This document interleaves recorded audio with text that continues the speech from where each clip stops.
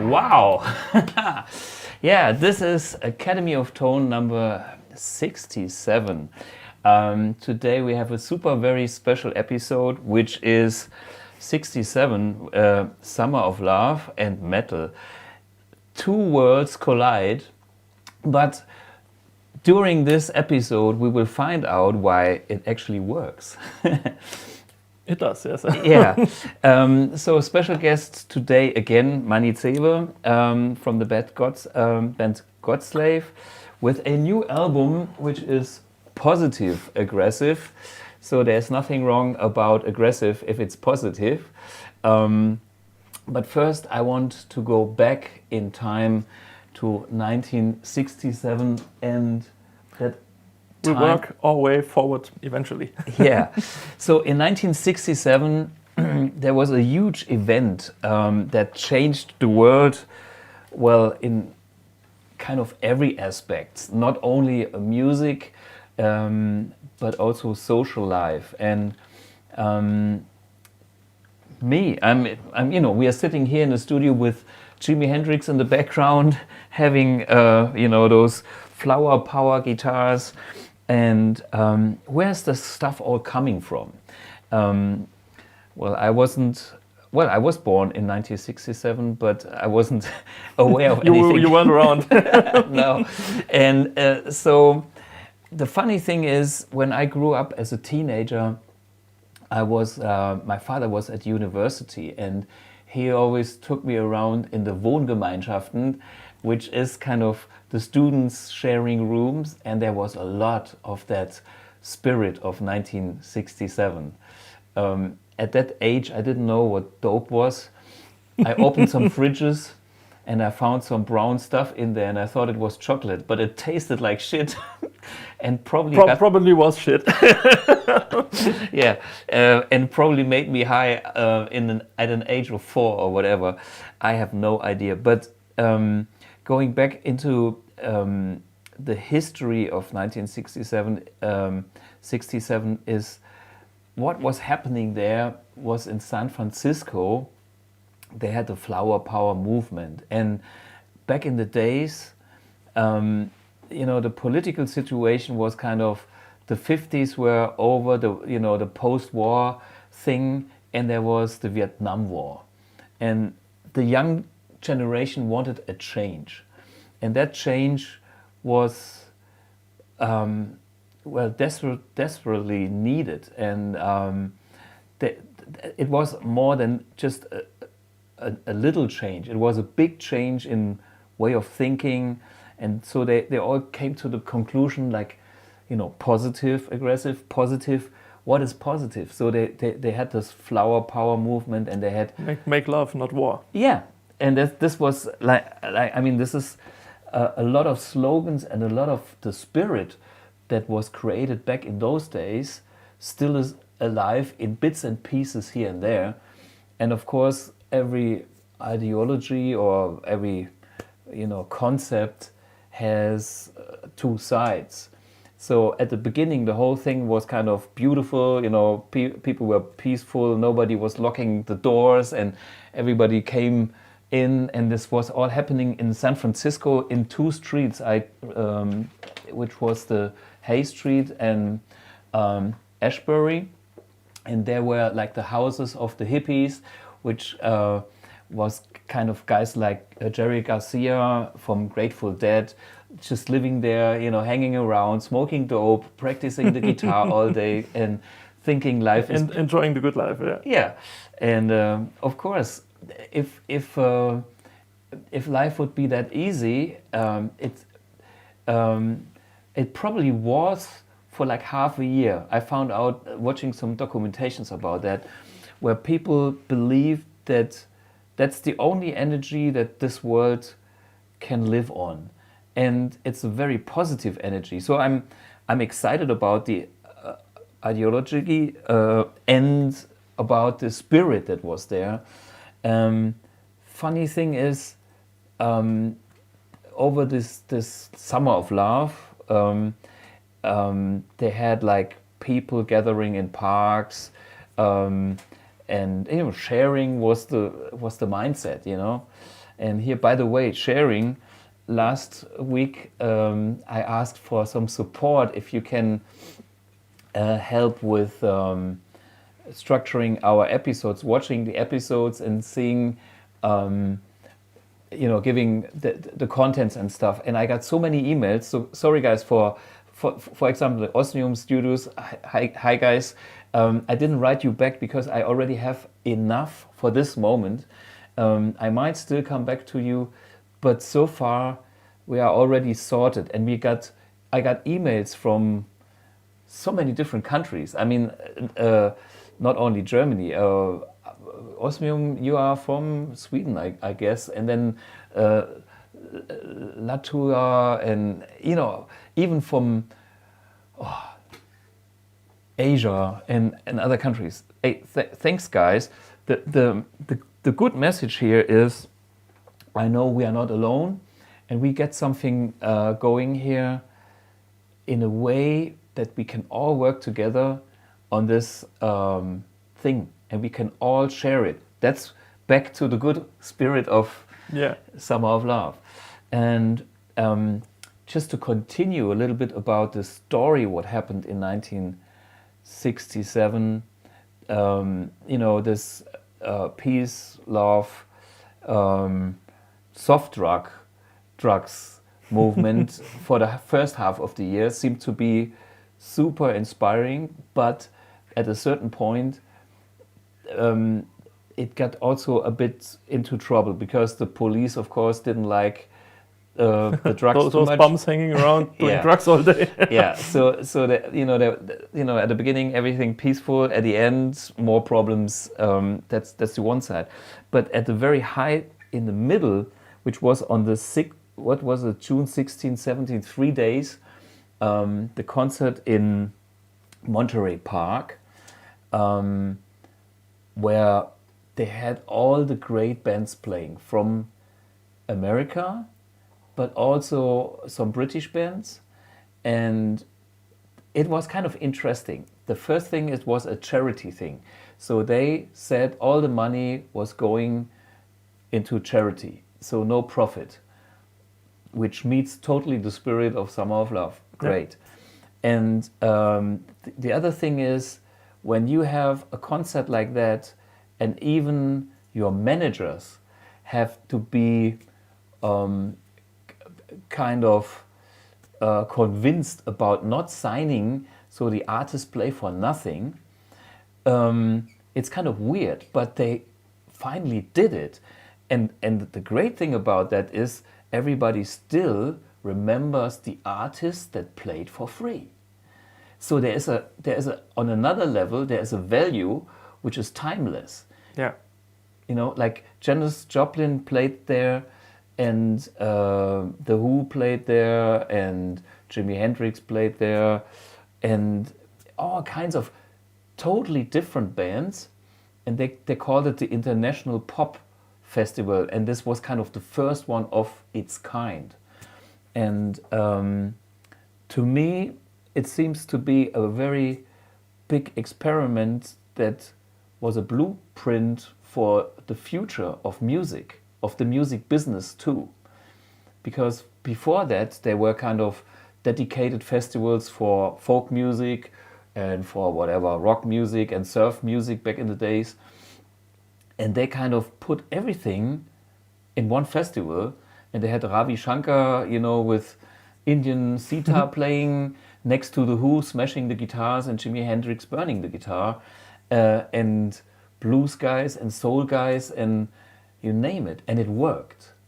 And that's, I think, that's something, they achieved something there. Definitely. Yeah. For me, the biggest challenge from the spirit of that time is, of course, every spirit has, how to say? I mean, like capitalism and every good idea is a good idea as long as somebody doesn't discover how to make money with it. Exactly. Yeah, and so the whole thing was there for a period in time, showing that life can be has that beautiful side, but also there was an end. And actually, in 1967, the hippies themselves burned some what was it, like a statue or something to officially end that. That's what I've just found out in the internet this morning, which I found quite interesting. So the spirit still lives on, but the actual thing was just that summer. So there was an end to that summer. But you know, the summer of love still lives in that guitar. And It does. And I think it's kind of amazing to see that the spirit is still alive today in pop music, in rock music. I don't know about metal music. Is there any link? You never know. I mean, what I found out about metal people, most metal people are so warm and friendly. It's like family. Metal to me is like, Yeah, in a way, for sure. Festivals, for example, yeah, metal festivals. It's always a pleasure to play a metal festival or to just visit a metal festival, because usually the people are friendly there. It's it's a no-brainer. You go across the camping ground, you sit down somewhere, have a beer with total strangers, and it's cool sometimes. Yeah. Sometimes not. Sometimes the people are assholes, but okay. People are people, but people are people. Yes. But I think the family aspect is definitely there in that genre as well. Yeah. So like for me, this was a very interesting opener to play one of your songs, and now we both change guitars and go for single coils. And by the way, I will switch for a Mercury edition now. So, and see, we can go and do both country and western. So, and we let's play something that they kind of did back in the days. I mean, this is something, a song that I've done in the style of Jimi Hendrix. And I'm, if you know me personally, my style, it's so much,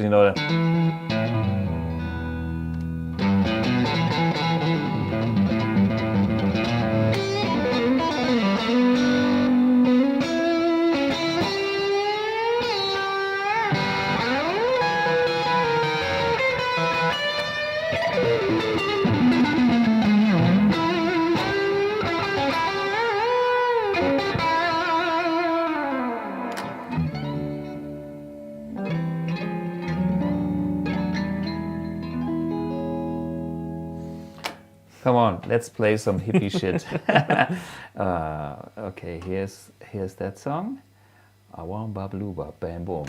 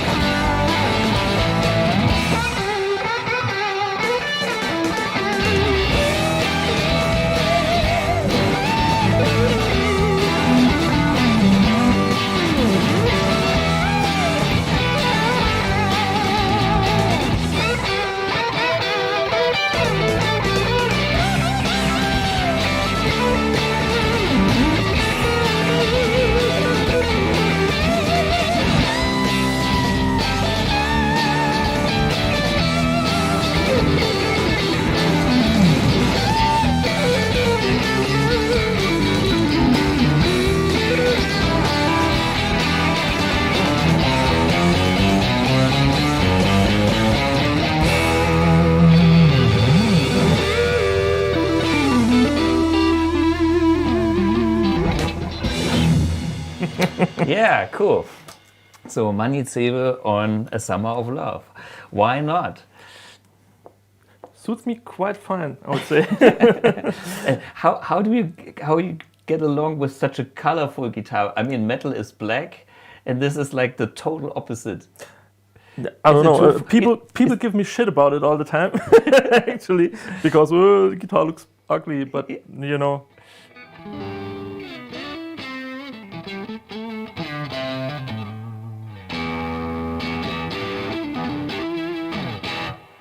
I just love the sound of it. Yeah.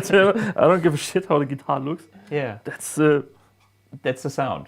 I know. Usually, I don't look at the guitar when I play. I think this paint job is.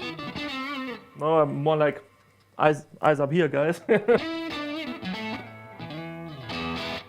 Yeah. So for me, the spirit is still around in lots of music, and I think I probably do another episode where I will dive in some more of the artists that played in that time. Today, I thought it is more interesting to talk with you about your new album, or the new Godslave album. And I used the 67 just to remind you all of that beautiful spirit. On the other hand, it was for me a very interesting thing to understand a bit more metal by just actually doing your thing. I mean, usually I never play that kind of thing, and today I did. And you know what? I have to go back and play a proper humbucker guitar. Well, this is a mini humbucker guitar. It's still more humbucker than a single coil. Yeah, I mean, it is. It is. Let me show you. So, and I'm using his pick as well, which is an Ibanez. What is it called? It's an Ibanez rubber grip, heavy. Yeah. So Props go out to my dear brother for where's the cam? I don't know. Thanks, man. this one. Yeah. So going back to the metal thing in the first song. Plugging in the guitar helps. Yes, it does.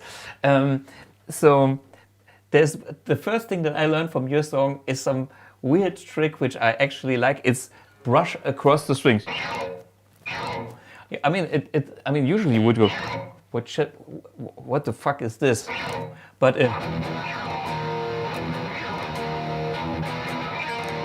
so, hey guys, if you are not into metal, this is the chance, because I'm a beginner to metal as well. And now we get into the basics. And that's one thing. Can you demonstrate it how, well, first, where is it coming from? I had to learn it for that song. Yeah, where it actually comes from, I don't know. I learned it from Gojira, because Gojira are widely known for. There's no. That's like a total. It's their total style. no-brainer in every Gojira song, and it just fits. And yeah, and I honestly I wrote that riff, and I thought, okay, there had to be something. It's a bit lame. Yeah, cool. Then I put the bass line behind that goes. That's actually in the bass guitar. And so I thought, okay, I don't want to do this on the guitar as well. Yeah. Because, you know, then you have a little subtlety, Yeah, a little ear candy. To me, the effect is an ear candy. I don't know if I will use it on my Strat, but it is definitely something. It was new to me, and it's something. When you listen, it sticks out. It's like, whoops, what's this? Yeah, it's like a what the fuck moment. Yeah. That's precisely what it's meant to be. Yeah, it's like, I don't know the English word for, psh, you know, when you hit your horse. Whiplash. Ah, see, whiplash. Okay, learning English too. So this is the first thing that I kind of learned on that song. No, this was the scrape, or what is there a name for it? I think it's called Gojira scratch or something, Scratch, or just okay. like the laser sound or something. Okay, that's cool. The other thing that I found out in your song is how low can you play power chords? And it's like,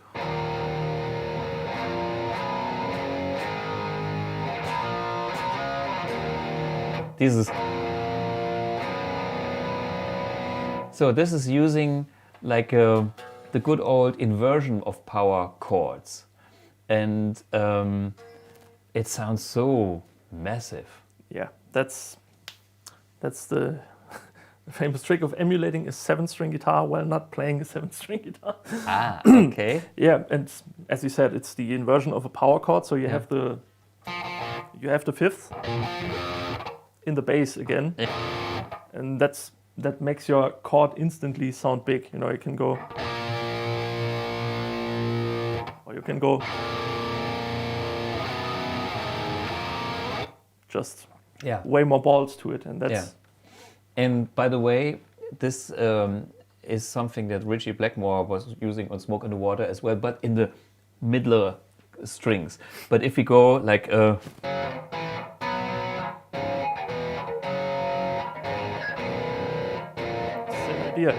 it's the same thing, and he actually played it like that as well. Where?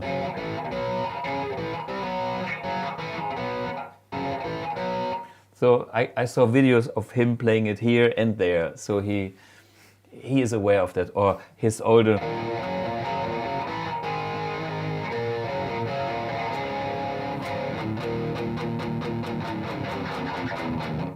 So anyway, so this is like the inverted power chord thing. And then, of course, if you double some of the notes, that's just massive. And then in this song, I found another very tricky part. Of course, we have the gallop thing again, this kind of thing.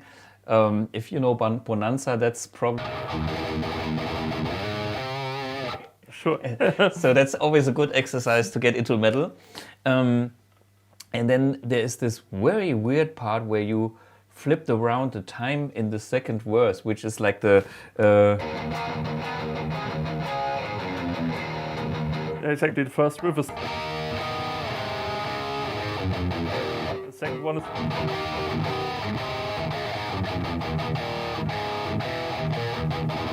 That happens when you, while songwriting, you copy-paste the riff. On a computer. And copy-paste it in the wrong spot. Ah. A 16th... a 16th... a 16th... before or beyond. Yeah. Just... That's a happy accident, as Bob Ross would put it. Okay. We don't make mistakes, we only have happy accidents. Okay. And that was indeed a happy accident, because that resulted in me changing the riff up ever so slightly, and it's magic. That happens when you're writing songs. It's cool. Yeah. And then you had to learn kind of your editing mistake. And learning this. But whatever floats your boat, whatever gets the inspiration going. Sure. Yeah. So... maybe let's explain it one more time, because this is it is easy, but it's not easy. I mean, it is all down to the count. If we go 1, 2, 3, 4, 1, okay, 1, 2, 1, 2, straight, 4.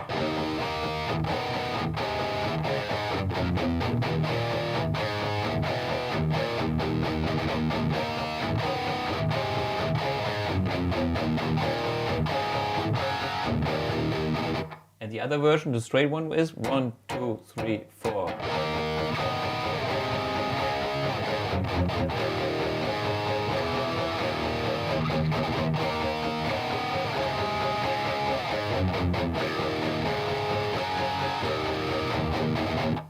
Okay, it is the same riff. A slight difference, but it throws you off just enough. Yeah, and that's something. It's like, man, what's going on here? You know. So that's was another.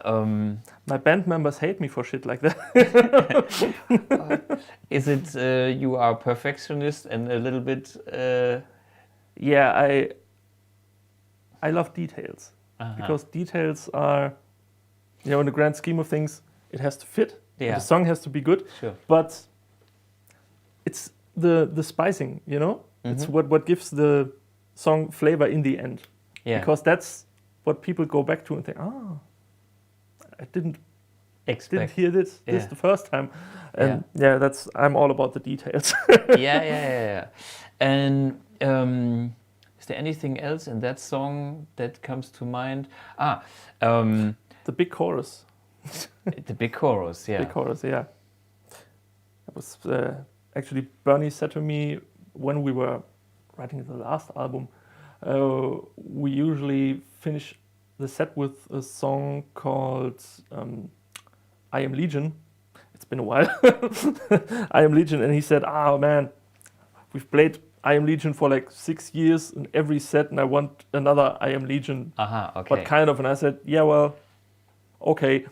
And so I thought, okay, how can I don't know, have a song that is pretty simple, so that you can, bang your head and pump your fist and shit, and still cool. And actually, this one, that's stuff I hear in bands like Primal Fear all the time. And that's what my mindset was going into this song. And then I thought, yeah, okay, you can't have like, because that just is too much drive for such an anthemic song. So I went with it.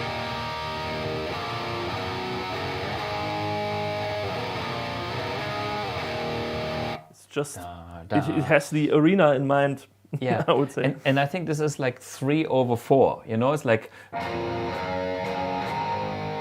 da, da, da, da, Vierteltriolen. I think that is, if you, and this makes it so big, it's kind of a slow down thing. The beat is of course the same tempo, but you're not hitting eighths like before, da, da, da, da, da, working stressful, or like pumping. The chords have time to breathe. Yeah, bow, da. And this is like, we have the same thing in A Beautiful Day of U2, by the way, in a pop song, for those who are not familiar with metal, but it's the same effect. It's 3 versus 4, and this makes the whole thing, it's like, wow, it's flying. It makes it big and flying, and that's a very clever trick to make something big.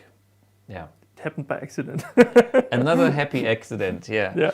Well, we all need accidents.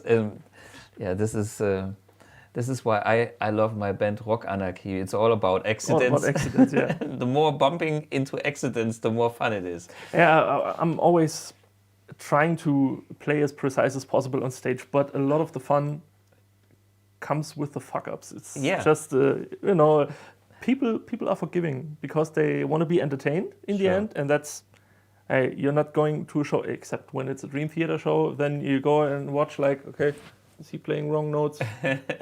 No, he isn't. But you haven't blinked for 2 hours straight. Yeah. But that's not what a Godslave show is about. A Godslave show is about having fun. Being together and enjoying the energy. Yeah. That's all about the energy. Absolutely. Yeah.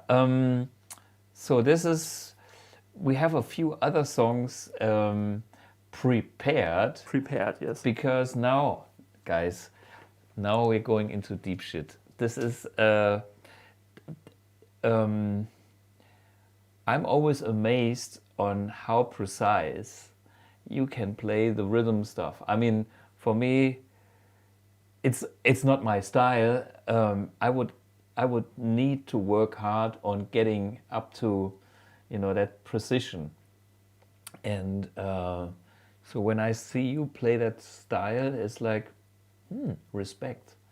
It is something. So for those who are not into the metal thing, it's like, watch out, because it's an art. And it means there's a perfection and there's a style. You can dedicate basically your energy and your life to it. I think that's... Yeah, you can. But not having a girlfriend for a long time helps too. But if I'm honest, I made the biggest progress sitting at home, 15 years old, Yeah. just moving from one town to another, not knowing anybody, and having Sure. nothing but my Metallica CDs Yeah. and a little stereo and a 50-watt Squier practice amp. Yeah. And so there I was sitting and going Sure. all day until, sometimes At the same the work pays off. Not just sometimes, the work pays off. If you want to achieve something like this precision, you have to put in the time. There's no quick around. fix and no way around Yeah. it, because you can Yeah. just won't do the trick, because you have to, when you're playing in a thrash metal band,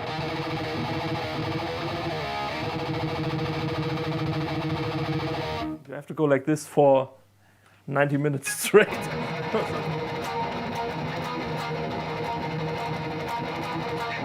What am I doing wrong? It's about minimizing the actual motion. So you're just really focusing on the one string, and the dampening is extremely.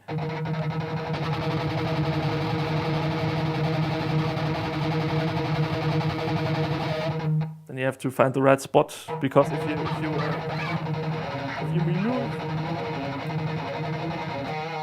you mute in the wrong spot, then you get shit. So you have to find the sweet spot, and then it's just all about dialing in precision.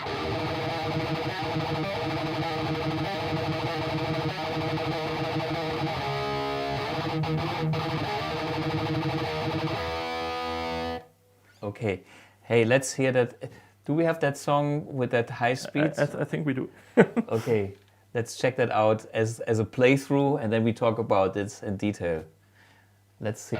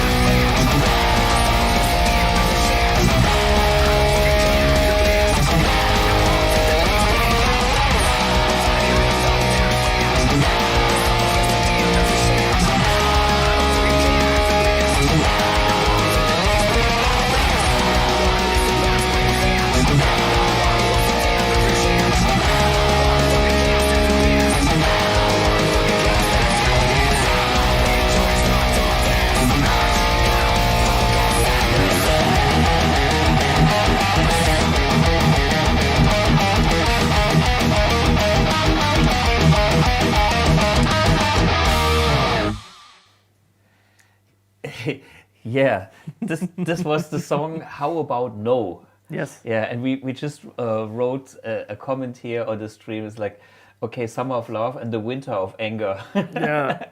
The winter of anger would be a good title. Yeah, would be For the a next- bit of a cliche, but sure. Well- If someone listens to this, Yeah. go ahead, do it. Yeah, absolutely. So in this song, I mean, there's a few techniques, but maybe you want to talk a little bit about what's the message of the album and the whole The thing. message of the album is kind of helping the listener to help himself. It's all about consciously taking action for yourself. That's the whole thing all through the album. It's like, don't be controlled by your emotions and by the things you usually do, but think about how you can change something for yourself. Yeah. Because Get your shit together.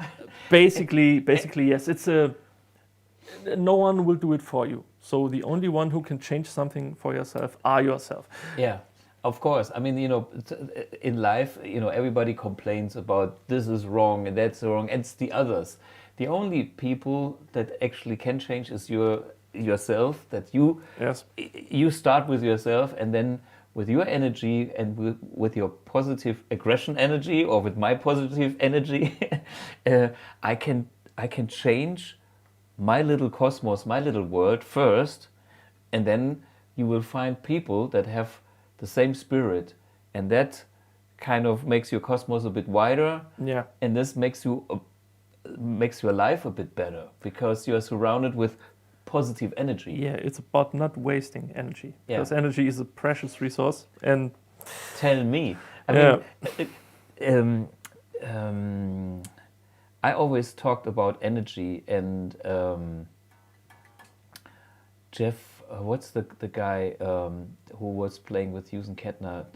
Jeff Waters, yeah. Jeff Waters, I met many years ago, 20 years ago or whenever, and he always, we talked a lot. I mean, he's Mr. Metal, of course, and I was Mr. One Note, but behind the scenes, life is cool, and we had deeper conversations on, and I was talking about energy, and he said, yeah, he can see why I'm such an energy guy, why I'm an energy junkie, positive energy junkie. That's me.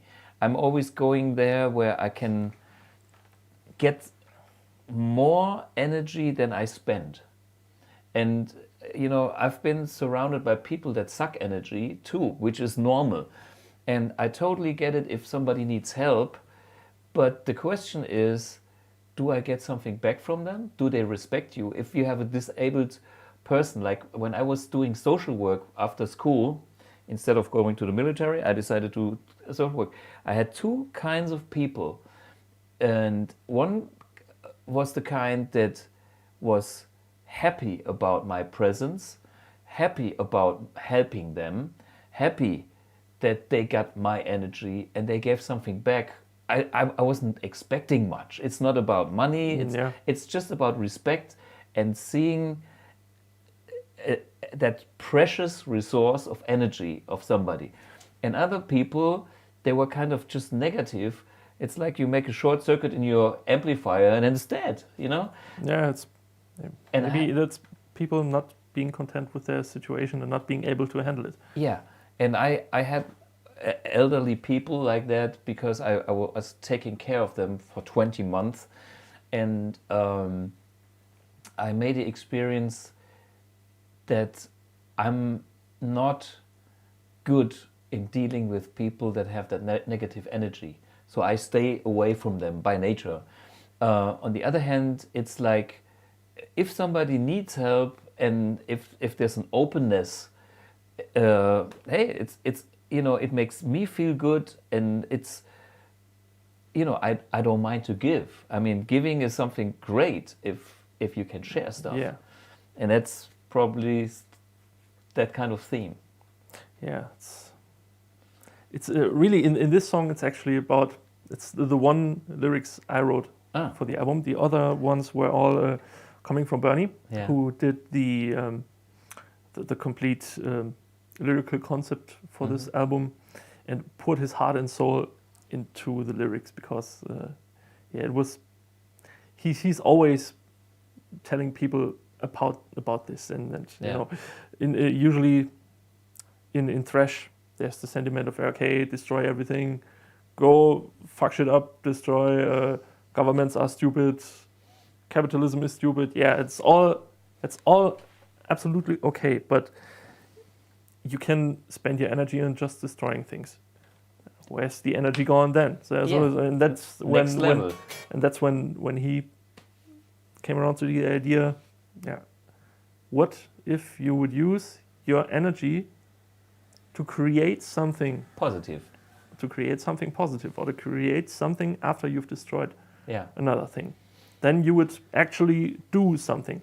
And this song was about me coming to the realization that arguing with people on social networks is a fucking stupid idea. and that's basically it, because, you know, I was having, when the pandemic started, you know, there was nothing much to do but going on Facebook all day. And then you have let's say you have people you disagree with, and then you end up writing them like walls of text why they're stupid, and it's wasted. It's totally wasted energy, because online nobody is interested in actually discussing or coming to a conclusion. It's just about, you know, puking your opinion in front of someone and getting likes. But you know, and I was always triggered by the same kind of comments and by the same kind of behavior. And then I was nearing you know, a really bad place in my head, and I was saying, okay, this can't go on. I can't spend my energy on shit like this. And so I was looking for something, and I found this advice: the truth will always stay the same.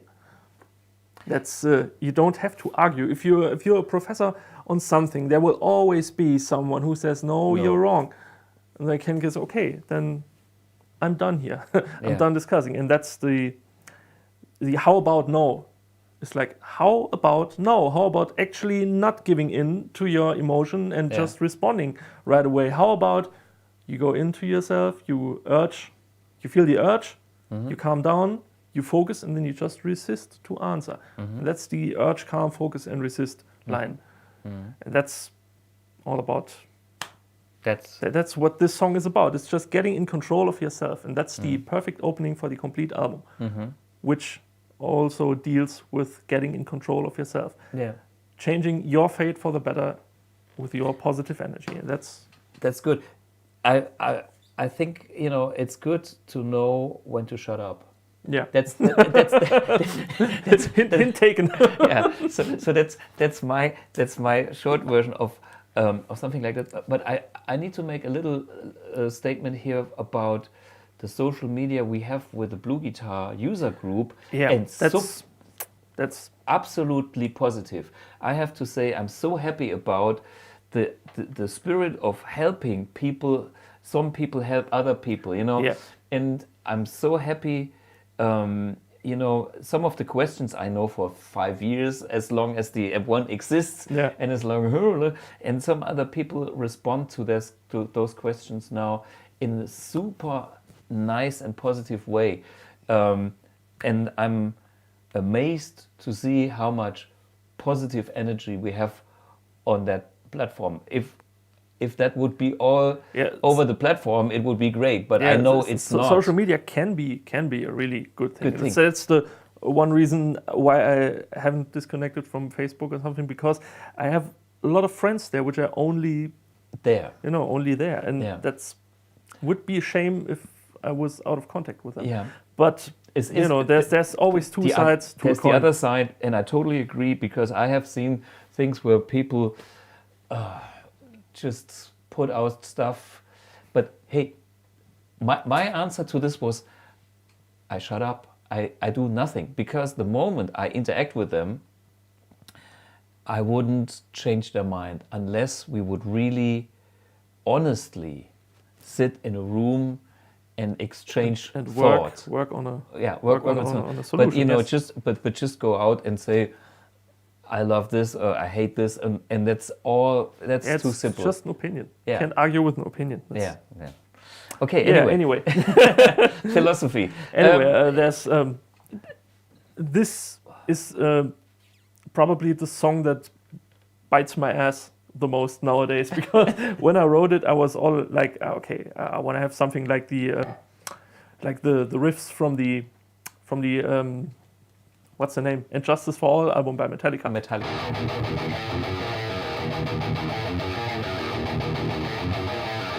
It's all in this ballpark, and so I was going like, oh, how can I make this more complicated?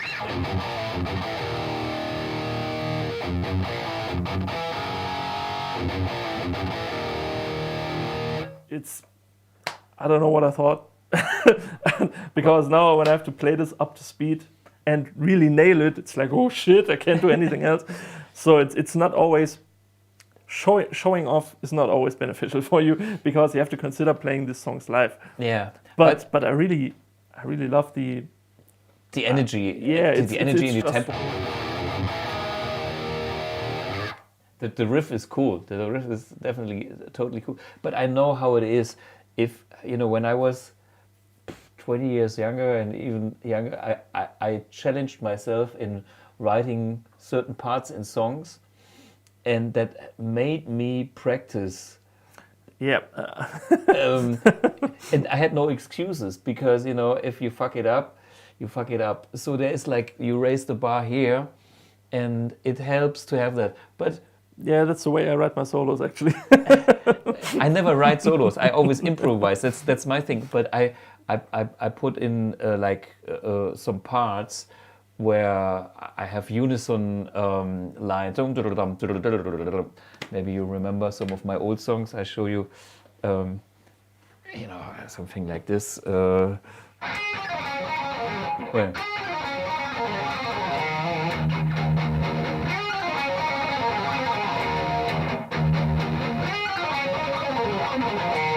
So, I mean, this is something I wrote when I was 20, blah, blah, blah, you know, decades ago.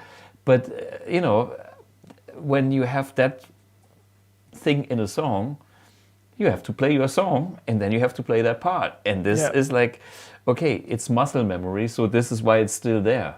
You know, even though I don't play that song anymore. I mean, maybe I do, but every second year or so, you know. And so on one hand it's okay. On the other hand, it's like, the older I get, the more I get the Keith Richards idea. Is like, hey, being cool on stage, doing something that you enjoy and other people enjoy, is another quality. Of course, there's two total opposite sides, and sometimes I make a nice mixture of both. You know? No, that's the thing with the first song we played, Straight Fire Zone. Yeah, I wrote that one, and it's basically polar opposite to this one, because this one is all about technique and the other one is all about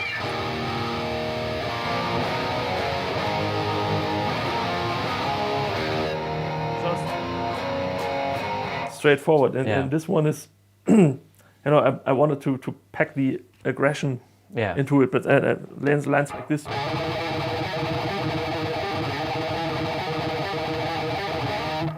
It reminds me of Blind Guardian, one of my favorite bands. They always had rhythms like.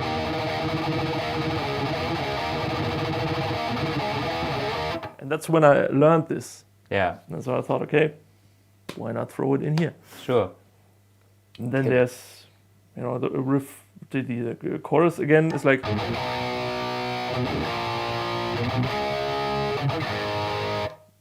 Basically chords to breathe and the melody over it. Which stays the same, but the chord beneath changes, so the melody has a different context in each pass. Mm-hmm. While using the same notes. When you play the melody, you use the other program? Yeah, I use this.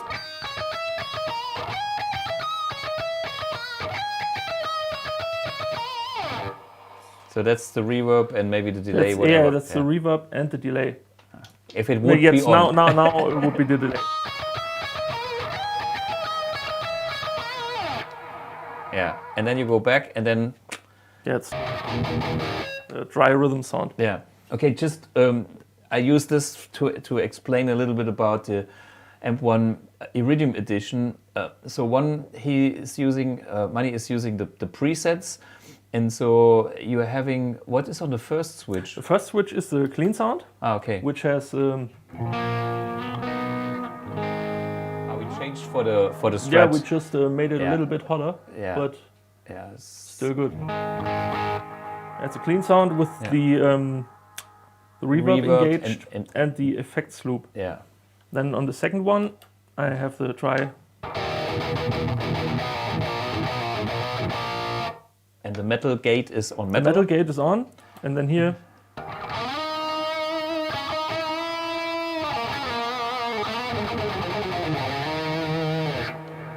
Yeah. So while switching the 3 internal foot switches, the effects loop is on and off depending on how you program it. And the channels are switched, the boost is switched, everything kind of. Exactly, yes. Besides the tone controls. But as you can see, it's a super neat and small setup here.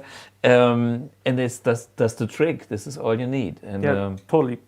It's, I recorded the whole album, just the Iridium.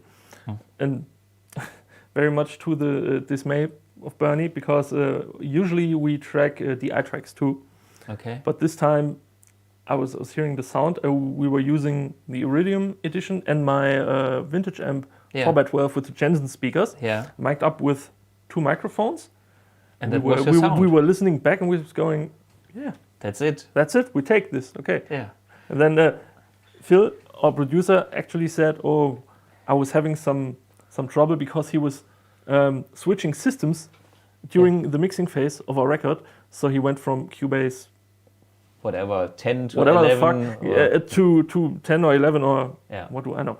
And then all the phases of the 2 microphones were flipped randomly in every song. So he had said, "Okay, if we would have gone with the iTracks, I would have just reamped the whole thing with a VST plugin." Yeah. I said, "Well, good thing we didn't do that." Yeah. Because I really love the way the guitar turned out on the new record. It's just I used the what's the name? The modern channel. Yeah. The modern channel for the leads as well, because it has a different bite than the classic channel. I used the classic channel for live. Mm-hmm. I was using it for live. I think now you discovered the modern. Stick with the modern channel because it.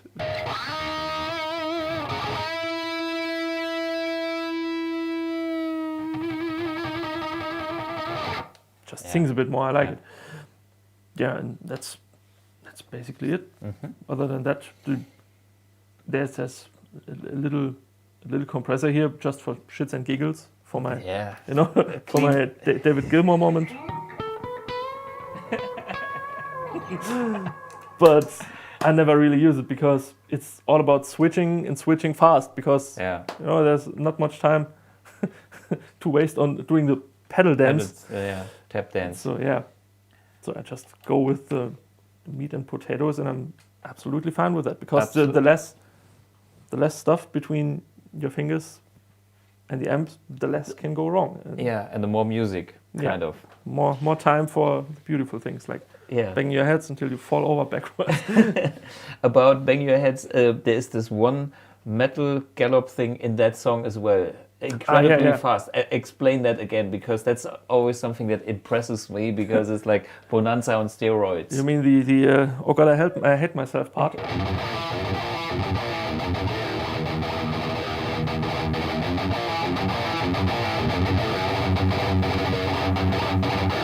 Yeah, it's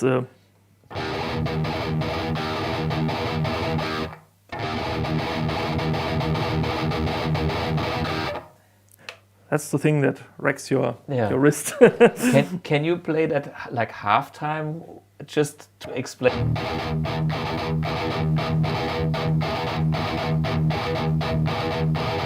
That's actually a song by Amon Amarth.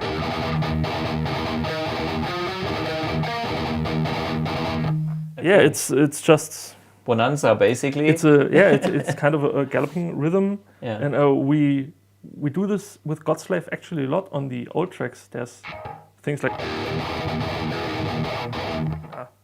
only I could play it.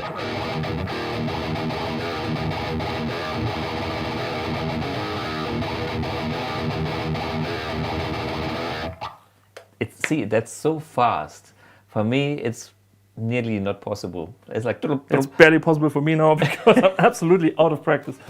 yeah, but this is like something I highly respect when it comes to metal techniques. It's like, man, if I would be a metal guy, this would be the thing. This is the thing. All the rest is for me okay. I get it, you know. Of course, straight edit, be in the beat and all the energy. That's for me. But to have that precision in the gallop, that's something I consider this is a metal quality. Yeah, it's actually, you know, there's lots of guys just doing the chords because some music doesn't call for like fat. You can always depends on the songwriting. If you're going for something that is really punchy in your face, and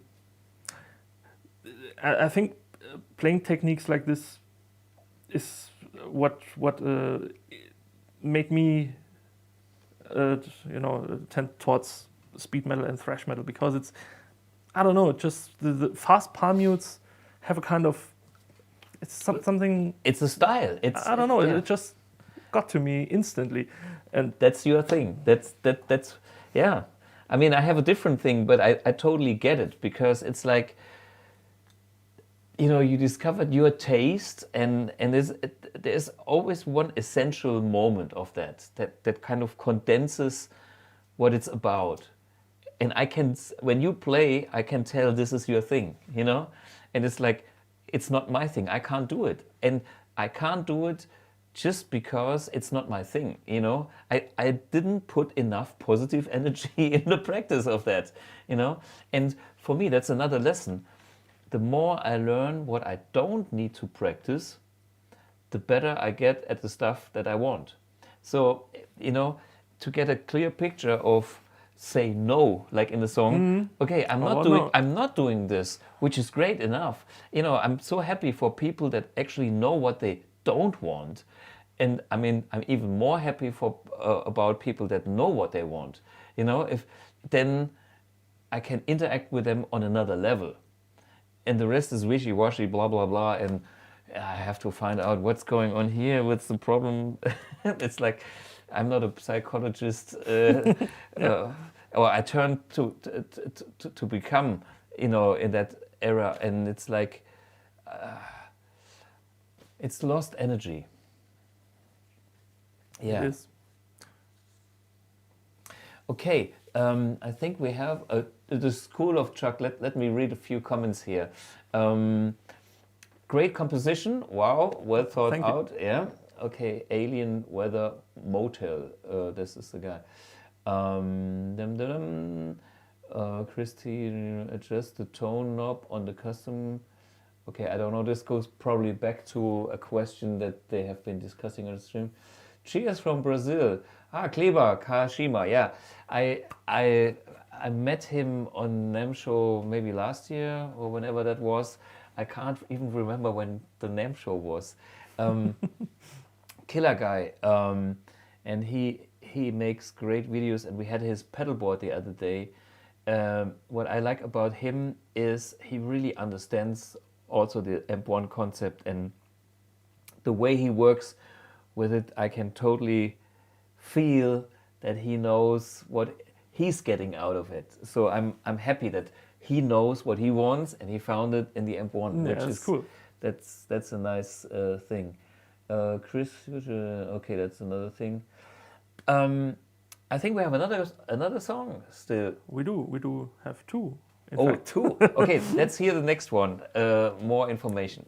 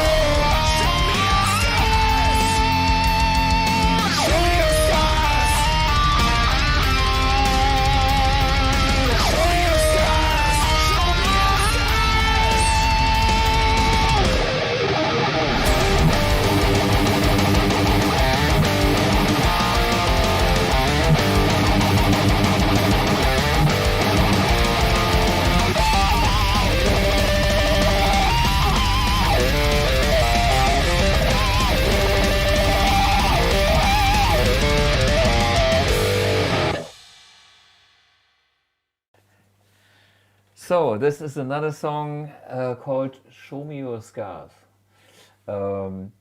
Interesting. First, what is the story about? The story is about showing your scars. Yeah.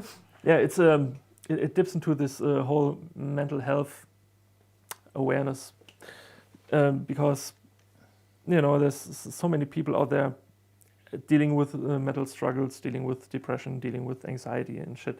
And remember, good old Jimmy had manic depressions, So, and I lost one of my dear friends because of that stuff. And, mental, up and downs, it's a normal thing. But if... To a point, yeah. To a point. And the only way to cure something is by opening up and giving it a chance to... Yeah, this is the hardest part, is seeking help. Yeah. Really, that's what we learned. And yeah, Bernie put all his heart and his soul into this lyrics, especially. The song is written by Mika, our bass player. Mm-hmm. And it's I don't know, it's probably the most complete song on the album. Mm-hmm. If the just everything fits just right. The message, the music, the emotion in the song. And we made a video actually for this song where we asked our fan base to send in small videos, snippets with where they're showing off their scars, and some people just holding their head, hiding their scars. But just how can you describe a scar which is in your head? Yeah. Mm-hmm. And there were lots of people, and there are lots of people out there who maybe can't bring up the courage to seek help, or it's difficult, and I think it's probably a very misunderstood topic, and this is stigmatizing for people with depression. It's like, I don't know, it's just hearing stuff like man the fuck up or something. If you I mean it's definitely worth to dig in. I mean, I'm very lucky because my father was at university kind of psychologist, and so in my family we talked a lot about problems. Yeah. Problems is a natural thing, and at least I'm very happy and thankful to grow up in such a family with stuff like that is a normal thing. It is like, for me, it's not a big problem to talk about scars or shit or anything. It's like, and just by talking about it, it's the first step that helps. Yeah, actually. And my father taught me that. It's like, of course, it's if you feel ashamed of certain things, and it's like, oh man, maybe it's not cool, but actually it is cool, and only idiots use that to hurt you again and even harder. Yeah. And this makes you self-protect even stronger, this is the wrong cycle. You have to get out of that. There's absolutely no shame in asking for help. Absolutely not. Yeah. And that was something else I was trying to say. Yeah, but the point is, I found out if I open up and if I talk about my weak points, and if somebody uses this against me, I'm not getting hurt anymore. Yeah, that's actually exactly what Bernie was trying to say with his songs. I name my scars so no one can ever hurt me. No more. And that's what I learned. I mean, if I have a problem, the moment I can be open about that, I'm stronger. And I'm so strong that somebody that tries to hurt me with that even more, I instinctively know it's like, poor bastard. Yeah. And if you have to resort to this kind of behavior. Yes. Yeah, if a human being needs to react in that way, this guy or whatever person Has way bigger problems. Yeah. has much bigger problems. So that I think that's the best thing you can do, to be open about it and be aware of that you are open about it, and that if somebody else tries to use shit or make shit out of that, they are even more fucked up than you. And to sometimes, when you look at like politicians making bullshit, okay, I totally see the point that shit happens, and maybe they are tempted to get some extra money for whatever, getting masks cheap from China or whatever.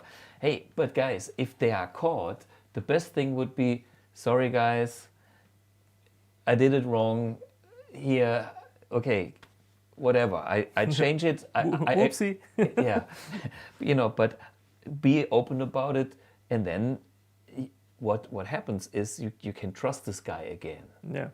And all this, hiding bullshit, it's an endless catch-22. Spiral of mistrust. Yeah. What I was trying to say is absolutely no shame in seeking help. Yeah. Everybody runs to the doctor for everything. If you broke an arm or something, you wouldn't sit at home and go, oh, that will fix itself in the end. No, it won't. And it's absolutely no different if you're having mental struggles. It's a sickness too, and it can be treated. So don't shy away from seeking help. Yeah, and I know a lot of those psychologists because they are all my father's friends. And I know I've been to the, whatever you call that, studios with the sofa. And they usually they have very nice dogs. So you can lie down on the sofa, you talk about your problems, and you cuddle the dog, and the dog feels good, makes you feel good. You have to feel comfortable. And it definitely doesn't hurt. It only gets better. That's my experience. But you have to go for yourself. Absolutely. You can do the step. Yeah. So shall we dive into the music? But okay, now about the music. There's a bunch of things. First, I heard a beautiful melody, something like that. Who came up with that? I'd have to lie. Might be that Mika had the idea, somewhat fleshed out, and I think I was just adding harmonies.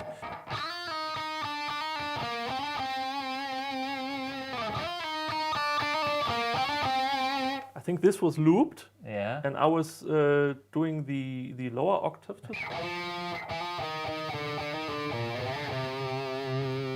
And then going up the third up, but in the lower octave. So if you listen to the album, this one stays the same. Yeah, but I think the other one climbs up. I think live I will go.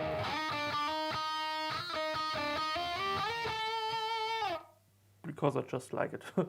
And then usually what happens when Mika writes songs is that he fleshes out. He doesn't flesh out.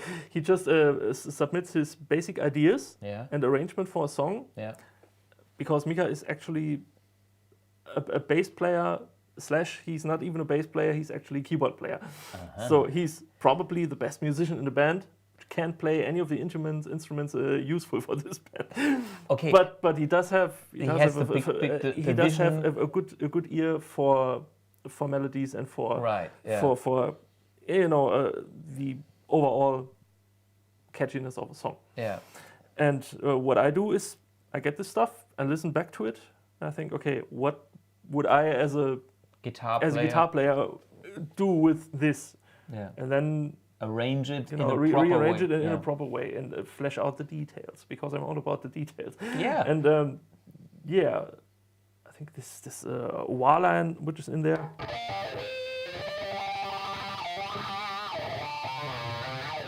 There was no wah, but I thought, I like it, so fuck this, I'm going with the wah. And the chorus evolved quite a bit, because it was just chords in the beginning.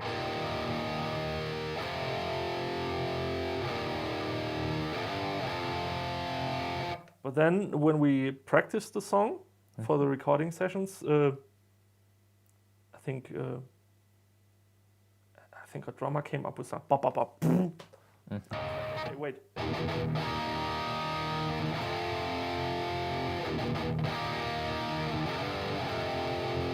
There's an old trick. The superpower chord. The superpower chord. I actually saw this the first time.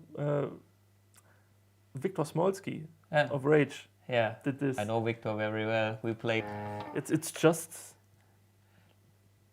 root notes and fifths Stacked.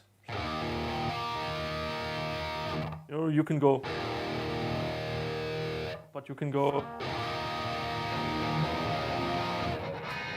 There's it's just a way bigger sound. Yeah, and then sometimes I know it from pop music or what was it?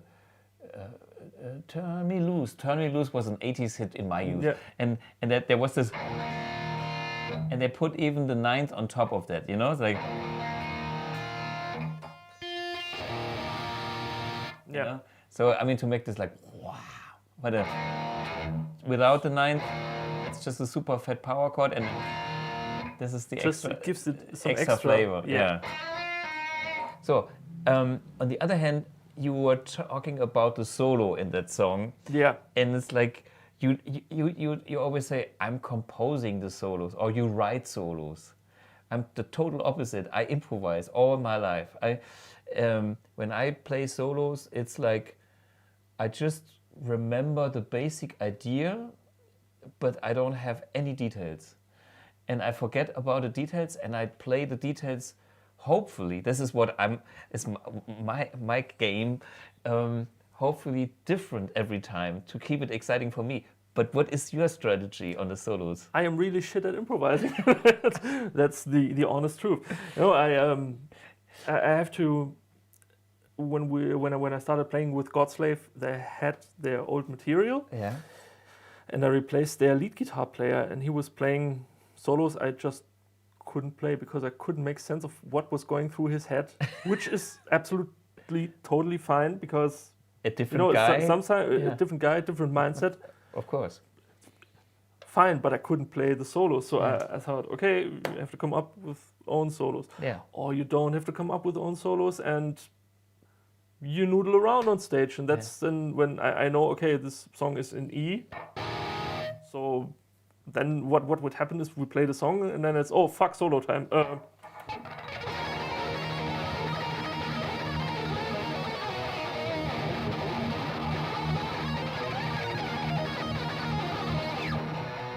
would go like this for the whole solo, and then I would go off stage and think like, what the fuck did I play? and you know, I was always feeling like, I don't like this. I don't, you know, because it's hit and miss. Yeah. Because I'm shit at improvising, and so it's okay. Might be cool, might be total shit. Yeah. And I don't want to be remembered as that was shit. And so that's the perfectionist in you. Yeah. I was always way better at composing and rhythm playing. In my opinion, I'm not that good of a lead guitar player, to be honest, because. You know, people might see it differently, but I think my strength lies in composing stuff and in rhythm playing. See, I'm the opposite. My strength is lead playing, but just because I love to improvise. This is all. Put me on stage and give me something to improvise, and I feel good. I like improvising when I have unlimited takes to edit and delete, and that's basically what when I write a solo. Yeah, I start off with just noodling, and maybe there's something cool in there, but more often than not, I end up like, you know, wasting 45 minutes or something just noodling around and then going, okay, what the fuck? Just listening back to it and imagining a kind of melody in my head, then working out the melody, and then connecting melody with fret, and then I end up with something like the Show Me Your Scars solo, which actually took me about a month or something. It was the last solo I wrote for the album because we had to switch the whole recording up completely. Usually you go in, do the drums first, do the bass guitar, do the rhythm guitars. I was the first one in the studio, so I recorded the the rhythm guitar was tracks Yeah. to the programmed drums I Oh. handed out to the drummer, and that's how I would record the complete album, Yeah. rhythm tracks. Then came day 2. I was doing more rhythm tracks, some leads, Yeah. and a few solos, and there was like 3 or 4 solos I had to finish at home and send to the files, studio to reamp using this guy here, and that's what we had to go. The drums were tracked, I think, after the bass guitar even. Ah, okay. So this album was ass backwards all the way, and you know it was it was made in a difficult time. You know, when with the pandemic is hitting weird. and everything. And But I mean, it turned out great. yeah, So that's the one thing. If the circumstances wouldn't have been the way they were, the album wouldn't have come out the way it came. yeah, and that's good for something. when I was finishing, when I was recording the record, Yeah. my girlfriend broke up with me a week prior to that. On the way to the studio, I wrecked my car. Oh, Then there was a letter with some payments I've forgotten, and so there was like, hey, you have to pay this now. And so, okay, fuck me. Even more. Yeah, shit. and then I was done with the recordings, and I didn't want to hear or see anything of this album for like 4 months or something, because I just couldn't. I was just negativity all the way, and I was like, no, don't. But after hearing the final mixes of the album, I was like, okay, I think I can live with that. And now I think it's one of our best outings to date. And yeah, the solo. I was... Yeah, let's, okay, I mean, you guys, I mean, there is a beautiful solo in there, and I think, you know, what's wrong about that solo? But if you, there's tons of great technique and ideas. Let's talk about that solo in a few bits and pieces there. I start off using a hybrid picking pattern.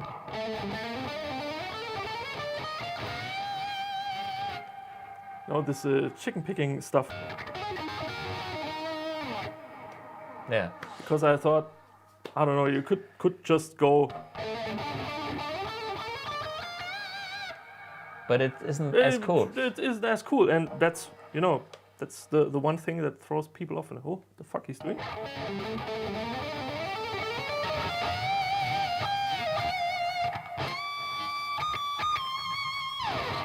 Just letting the notes sing, and then going into the all-time favorite Dave Mustaine wiggly repeating.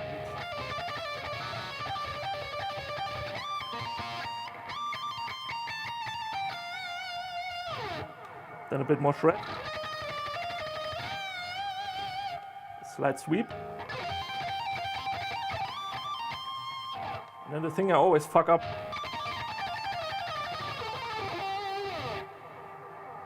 Well, it's kind of an Ingwe thing. I think, you know, I think that was kind of I learned this pretty late. I learned that if you group the pick strokes you make into even numbers, you have a lot easier time changing strength. Absolutely. Strings.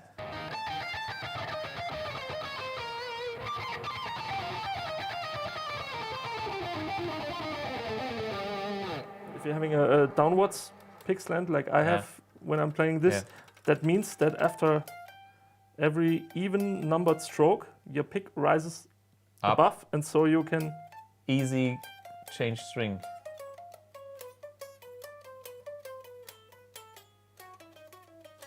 Yeah, that's makes sense. It took me like 18 years to figure out or something. Some people do this by nature. Yeah. I have a economy picking style. I wasn't aware of that, but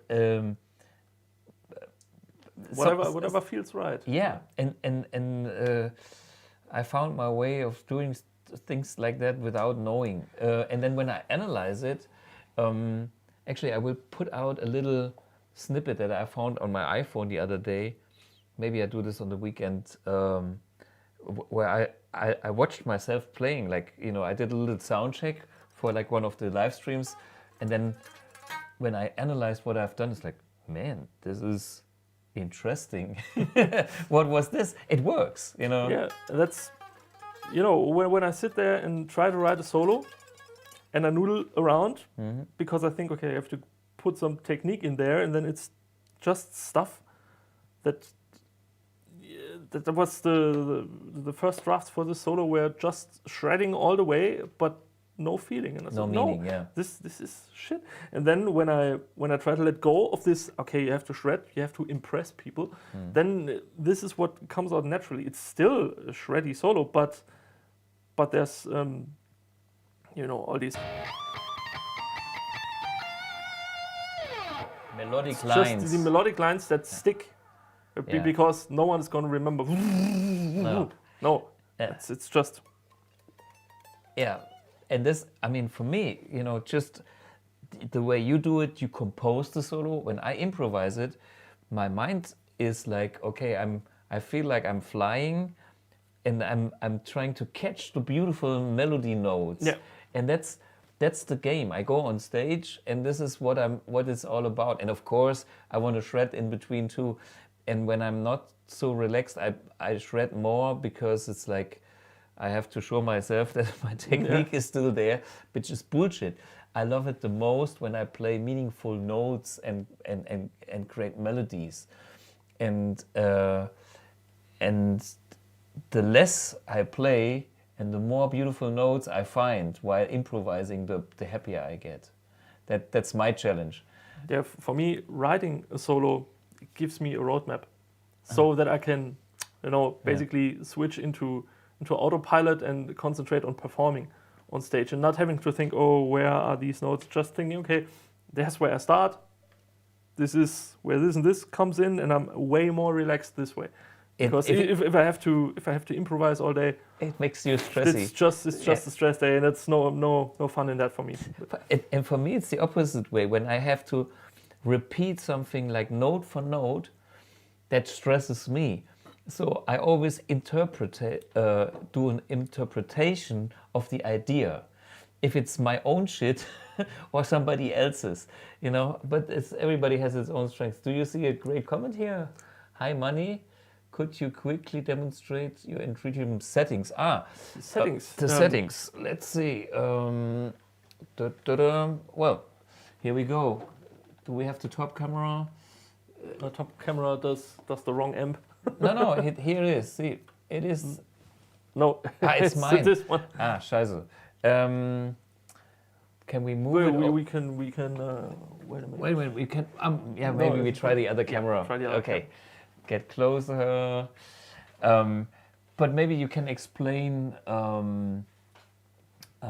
So you discovered the modern channel lately. I mean, I have used the modern channel for the rhythms all the time, but I think the leads are just. I don't know. I like the tone a bit better on the modern channel. I've got the boost engaged on the rhythm. Yeah. Here. Boost is engaged, and about. Is it all the way up? No, it's not all the way up. It's at like 2 o'clock or something. Then I have the tone is at like 1 o'clock. Okay, yeah, that makes sense. In the custom control section. Tone setting. So then there's gain on 8, master on 8, bass on slightly above 5, middle on 6, and treble on 7.5. And that's the rhythm side. You know what? I have an idea. I just grab it for the sake and put it. Wait a minute, there's the. Oh, might just work. See? Let's see if we can. Yeah, move it. Here we go. So Iridium on top of Iridium. So maybe now you can read the numbers. Okay. 8, 8, 8, 5, 6, 7.5, and 7. That's the numbers on the top. Yeah. The delay and reverb settings, Ziggy. Reverb is on 7.5. Yeah. And the delay is a flashback 2. Set to the tape delay. Yeah. Feedback is 1 o'clock, I'd say. Delay time is around the same, and the level is slightly before noon. Okay, that's a precise answer. Slightly before noon. Okay, here we go. So that's a good question. What else? Your delay settings. Okay, the rest is talking. Good evening from Stuttgart. Okay, Jason Carter. Okay, I think if you have more questions here in the chat, let us know. We have another one last song. Yes. Yeah. Let's hear this. Let's do it. That's a fun number. It's almost all of the band's live favorite, I would say. Okay. Besides Straight Fire Zone. Yeah. This is what's the name? It's from Driven. Okay, let's check that out, please.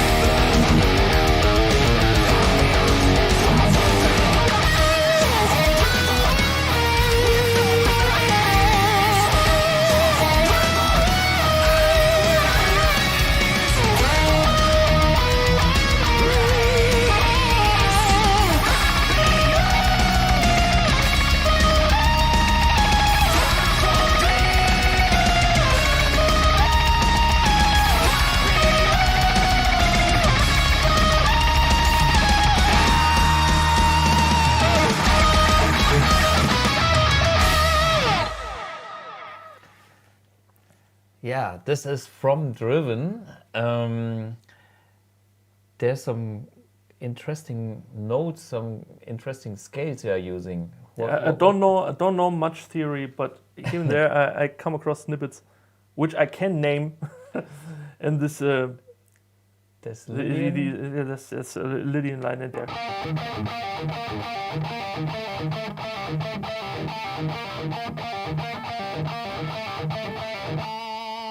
Which is also mirrored in the main verse.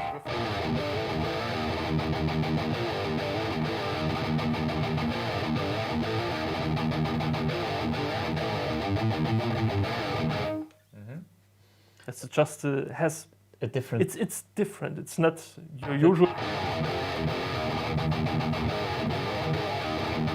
Like the usual blues scale. It has a kind of different flavor. Yeah. And the flavor has a bit more weirdness, but positive.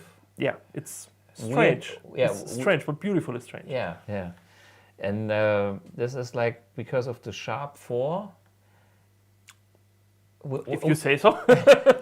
Well, it's that extra note, you know. Yeah, it's that note that gives you that spice. You do have the devil's note in there, Sure. but in a completely different context. yeah. Because it's, if you listen to something like,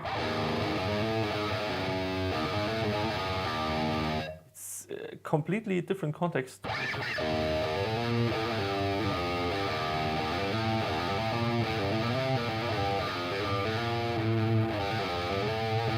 It's still the same interval, but in a completely different context. It's a major context. Yeah. Yeah.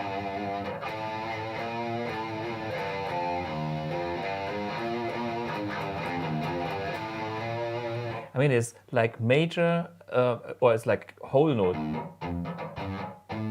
You know, how many whole steps can you add? None more than this. I mean, this is like maxed out. Yeah, maxed out. And that's maxed out positive, even strange positive. And this is.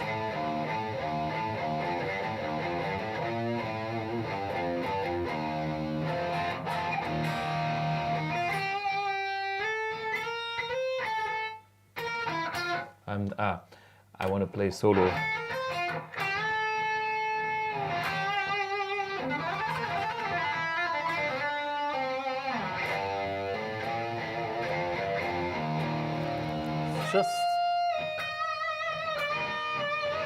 It's very tasteful. It's Yeah. just it's something different, but in a nice way. Yeah, interesting. So, do you see other bands using that kind of scale a lot? I mean, usually the metal thing, from what I'm not the expert. Is like the cliche is like, you want that. What is it? We do have that too, but Okay. but I don't know. It's darker. I don't try to go too much by what other bands are doing. Just if it works for me, Yeah, and if I think that's fits. awesome, I go with that. Then Yeah. I make it work in a way that Yeah, hopefully connects with people.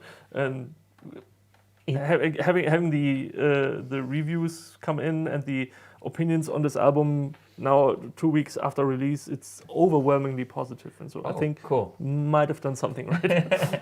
Yeah, but I think it's good to not overanalyze too much of it. Yeah, I mean, it's better to more cater to the emotion than Yeah. to the brain. Yeah, I mean, when you like in pop music, Beatles, for instance, they wrote the best songs without actually knowing the theory too deep. I mean, it's like they had an idea, a vision, and said, "Oh, let's use that. Let's use a waltz versus this," and then they came up with very sophisticated stuff, but they thought in a way more emotional way. It's like, I like that flavor, whatever it is. Yeah. You know? Not thinking in boxes or being able to categorize certain concepts Yeah. is useful, but it can be hindering because you're You're blocked. you're blocked and you're thinking in boxes. And so if I would go, okay, I'm gonna write a riff completely in Lydian or something, then I would just go and Yeah. be in the Lydian box. and I would have to make a conscious effort to overcome that and to say, okay, let's break this up here and there, and then it tends to get not as spontaneous, of course, but also kind of artificial, because you're trying to force something. And I just, I wrote this riff, and afterwards I analyzed it and said, yeah, that's Lydian. Okay, cool.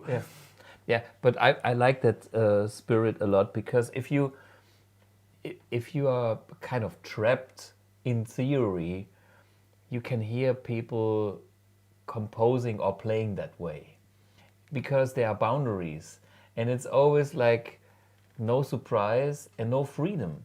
And the freedom of expression, the freedom of creativity, the freedom of improvisation, this is where it comes from me. This is where, for me, music gives you that positive energy, that it is a human being. We are here, and of course we can work in a way to repeat patterns and stuff, and sometimes it's okay, but it's not the most beautiful thing on this planet. The best things that we can experience on this planet is the surprise of beauty, and the beauty usually goes with inspiration, with creativity, and with some little surprise, a positive surprise. And this is when you go out in the woods and then you see that thing, and every day is different. The sunshine different on that mountain, and blah blah blah. Yeah. And this is why we live, and we have this kind of good feelings. I'm seeing a question here. Yes, please. Are you using a blue box, other caps in like 2 notes, or aux box? Are you using real caps when you're recording? When we recorded the album, I was using my vintage amp 4x12 with Jensen speakers. It's the old Jensen speakers from back in the days. Yeah, and they are slightly scooped, but pretty metal. Pretty metal. I totally love the combination with this of amp. the amp one with, and when we play live, we play whatever cap is around at the venue, because it's most of the time it's a Mesa 4x12 or an Engel cap or a Marshall cap. It always works fine.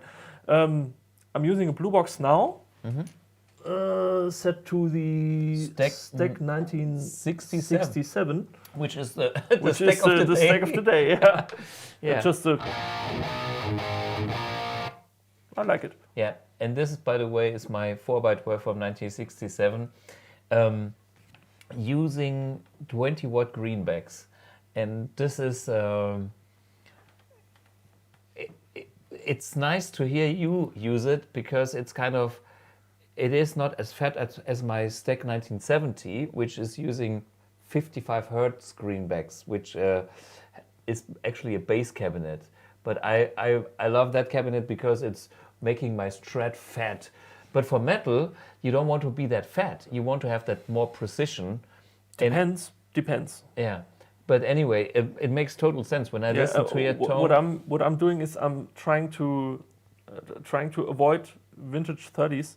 Like the plague, because everyone nowadays is playing a combination of PV 5150 with Celestion vintage 30s and then SM 57, and it's kind of getting stale. And so I was really happy to use this one, because it's not a PV 5150, and it really lent the album an absolutely organic sound, which I'm missing kind of in production nowadays. And it just worked. For me, it's great to see different people using that amp, but still sounding different. I mean, Alex Beiroth, Primal Fear. You just talked about that. Recorded his last album with the Iridium as well.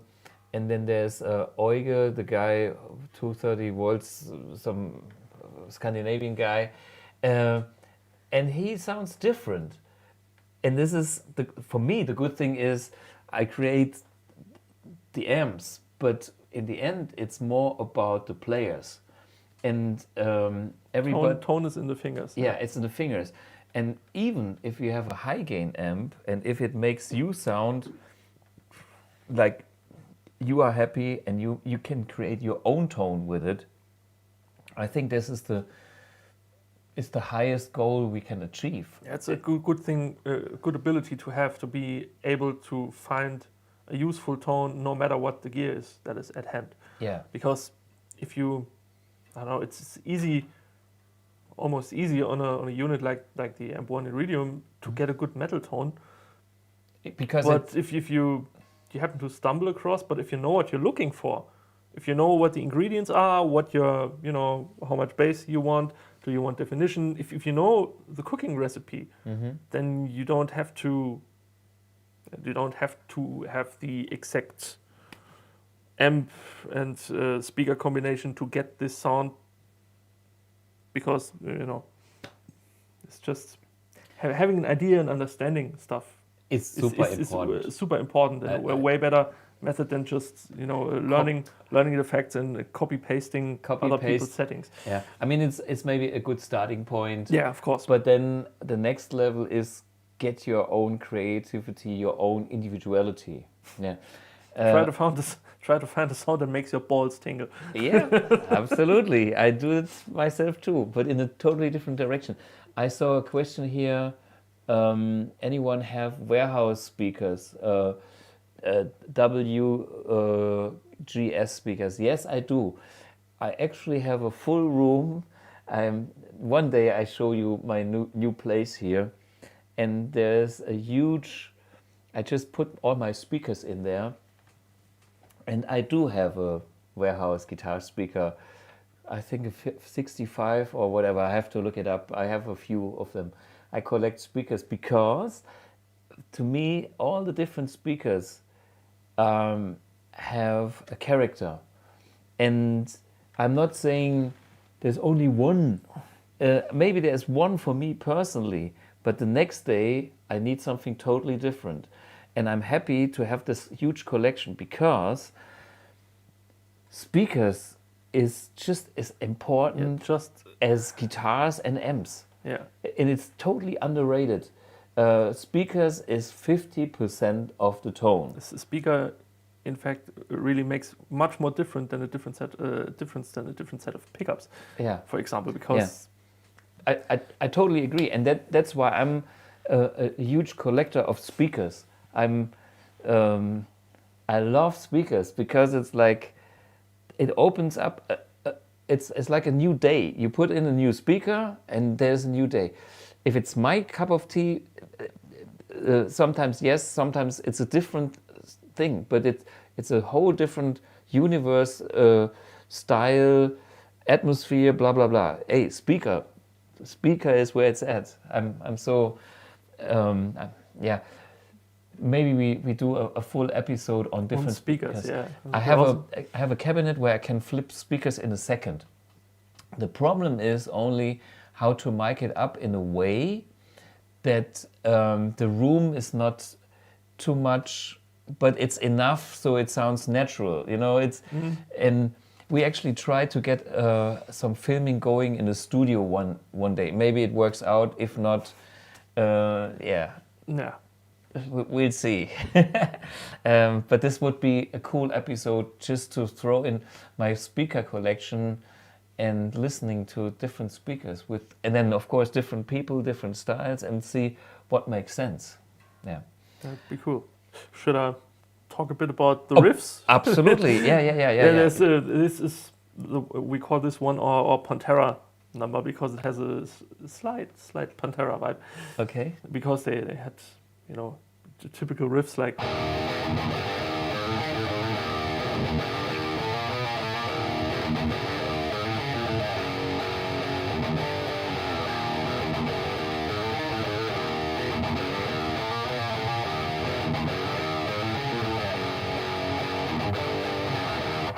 it's all about the blues in there.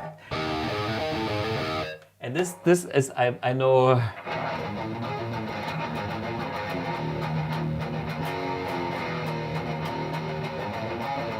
That's Deep Purple, by the way.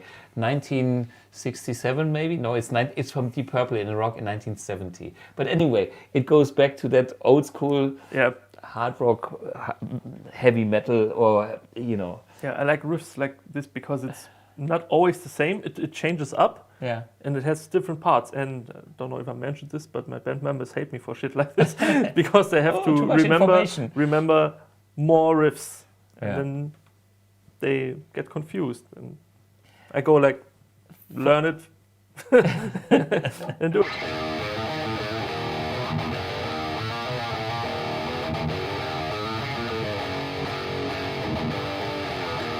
Yeah, just like it. It's just pounding riff. Then the chorus section is like.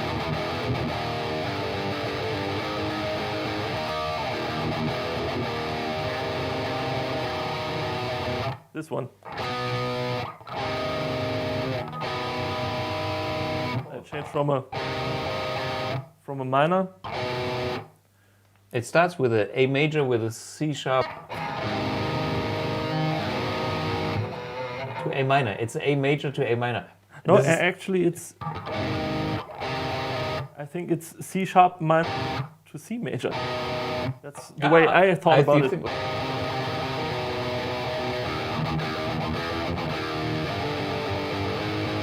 Then the classical.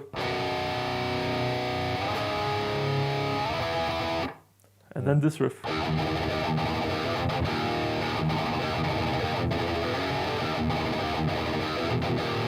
This one again.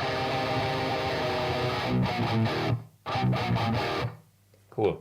That's always nice. And the solo is pretty much a Blind Guardian solo, to be honest, because I just, that's the beauty about composing solos. I compose more than just one voice and put it in there. And it's, it's again the detail work that sticks. It kind of caters more to the emotion than to the brain. Right.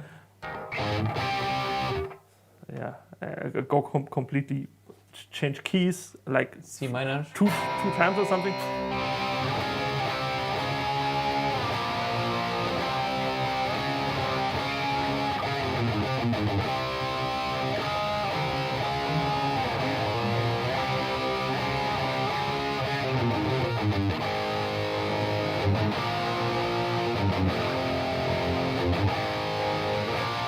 And the solo follows this.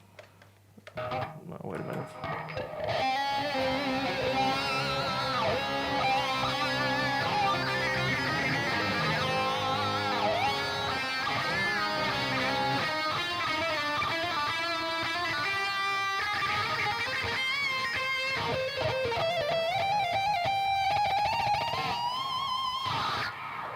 It's like a Phrygian dominant Scale. standard Yngwie Malmsteen shit. And then there comes this Lydian part again on A. There it is.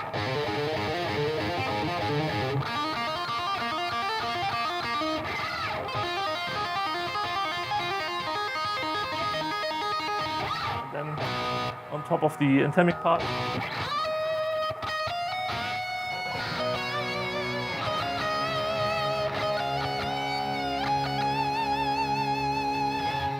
Just give the people notes. Yeah, no, but this is like the moment where it all goes up in the sky. Climactic, yeah. Yeah, it's like a nice that's a nice thing I can have when composing solos. I can follow an suspension arc Yeah, sure. and like totally push the thing. And I mean, every solo is a little story in itself. yeah, I'm going for this song within a song approach. Yeah. But I just can't do this when I'm improvising. But you know, I was recording with a friend of mine, you know him, Christian Konrad, from the music store from 6 and 4 in Sulzbach, you know? Yeah. And he makes his solo record right now, and he asked me to play on his record. And so, you know, he sent me the track. I didn't listen that much. I went to the studio, and then I played like 3 times, and then I think the third time was almost, I got the story. I had the idea of what I wanted to say, and it was already there. And then I just fixed 2 parts where where my playing was kind of, you could see what I tried to say, but my fingers didn't do it that properly. But the whole story was correct already there. After, you know, when the vision was there, and it was basically one solo where I exchanged two parts to make it perfect. That's the way I work, and the result is the same because there's a story. Yeah, I'm using the DAW, the digital audio workstation to write the stuff at home. But when the time comes for recording, I'm not piecing shit together. I'm trying to do as far as I can. I'm trying to give it one go so that it has one cohesive run. I have to admit, I'm about to make my performance, and then I give a fuck. I just drop me in for this part to fix it. Yeah. But I have always one major performance that is telling the story in the very moment. That's my way. That's the truth. So I have one true expression of this is my solo, and the rest is just fixing this little mistake and this fuck up, or I can make this a little bit better. But it's like with my solos, you can hear it's basically done in the moment, in one moment. Next day I will tell a slightly different story. But it's in the end, it doesn't matter. It is the story within the story, and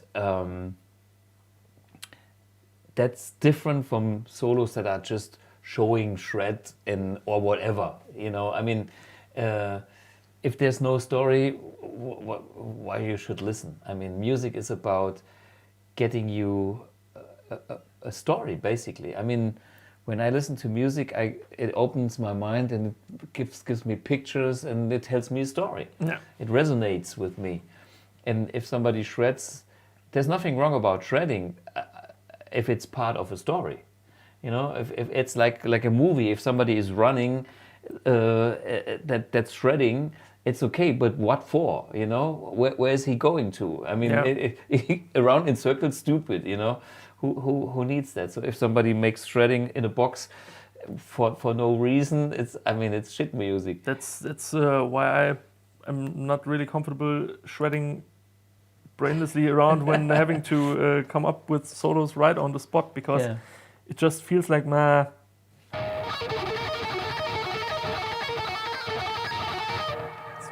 of cheap.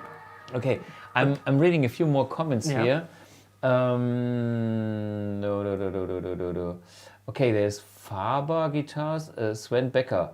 Hey, by the way, Sven is one of the guys who actually worked on watching all the episodes. Oh yes, and I think he already did like six or seven. Unbelievable! Thank you, Sven, for the contribution. And by the way, we will share the results in 2 or 3 weeks.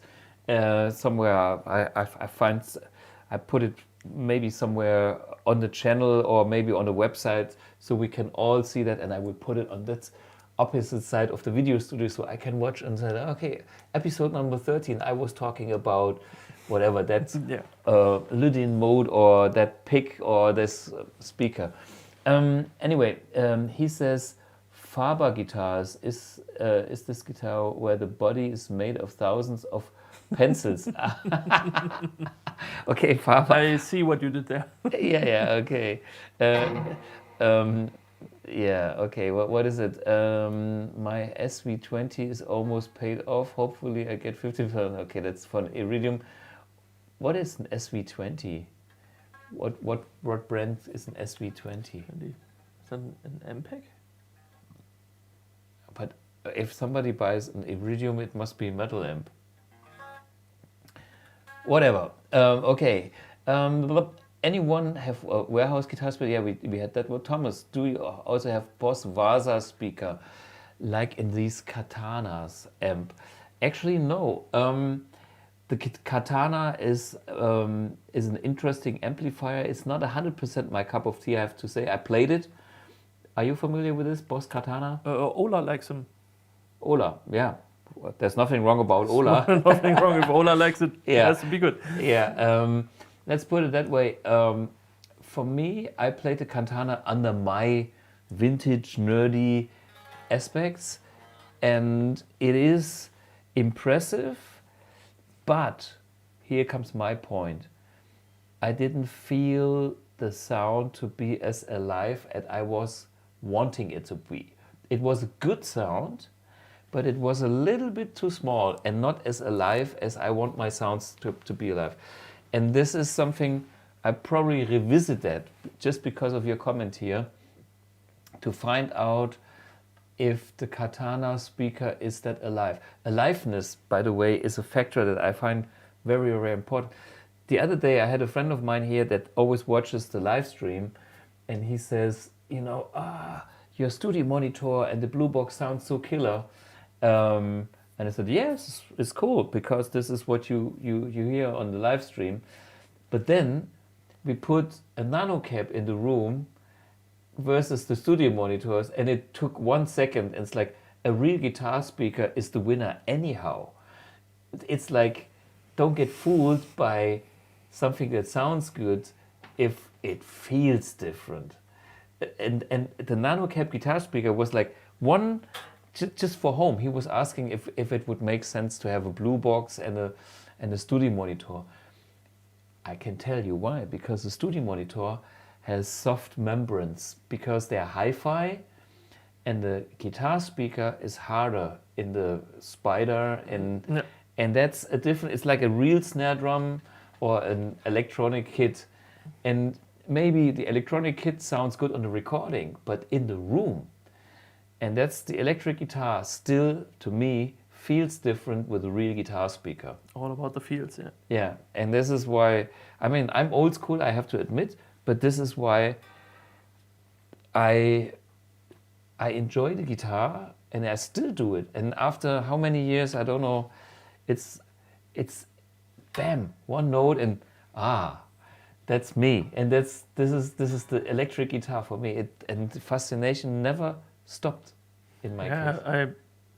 I notice this at home. I have my little home studio, but I'm always just playing over the monitor system with no real cap in the room, and it's just something is lacking. It just, I don't know, isn't the same. I was going to the rehearsal room for a few months now, because at home there's the monitor system, and sound is coming out. The plugin is good, sound is cool, sound is mixed, but then every once in a while, because we weren't allowed to rehearse due to the restrictions, I went to the rehearsal room alone, just cranking the 4x12 just to feel the air moving. That's the electric guitar or playing an instrument. I mean, what is it? It is the vibration that moves air molecules, and we can listen to that, but we feel it too. And I mean, this is what is great if you are on a live show with a band and experience a nice sound. It is an experience. Yeah, I mean, it is. It's a whole body experience. It's not just listening. It's being. For me, we talk about music that is not your taste and my taste either. I have such a memory.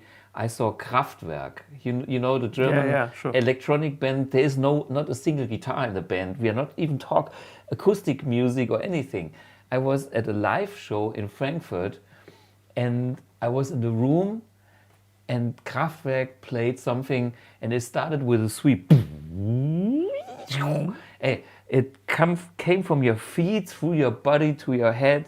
It was like a physical experience over a PA system, and then boing, boom, chuck.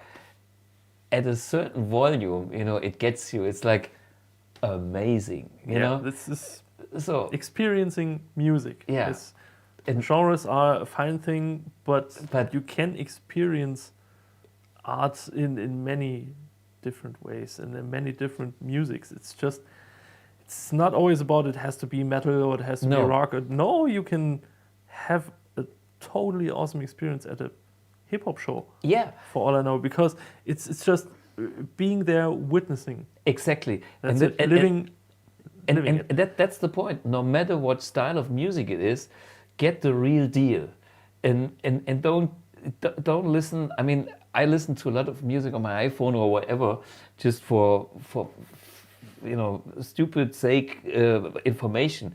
But to judge music on what it is, get the real deal information. Listen to classical music played by a real classical orchestra. It's the way Yeah. it's supposed to be listened to, yes. I mean, just for me, I have to, I get tears because when I play with orchestras, sometimes I'm standing on stage, it's like I can't play because it sounds so unbelievable. You sit there and it's like, man, I'm not playing any note because this sounds so good. It's just awesome. Yeah. Anyway, so do we have the last question? Because we are over time, I guess. Oh, yes. Hi, Thomas. In one clean channel with the custom control on minimum and the volume on 10. Wait a minute. Milan asks, hi, Thomas. In what way is the clean channel with custom control at minimum? Volume on 10 close to crank tweet. Yes. So the clean channel, am I on the right amp? I'm on the wrong amp. So clean channel, we put the custom control to minimum and the volume on 10. That's kind of a tweet. I can show you.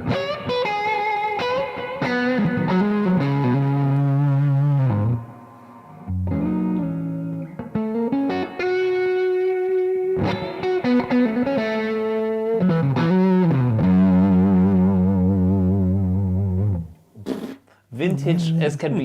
Yeah. For the total difference experience now. Okay, one with switching to low gain mode stay saved by the amp. Mac Nieman. Okay. Does switching to low gain mode stay safe by the amp? Yes. So if you put your amp in low gain mode, which can be done by pressing down the boost button, switching it on, while holding down the boost button, the amp goes to low gain mode, which gives you a different gain structure in the channels, and this will be memorized. So every time you switch on the amp I think I'm using the Iridium in low gain mode actually. There's nothing wrong about that. On the Iridium, the difference is not so big. I think. Did we program it for you in a way? No, it was. Oh shit!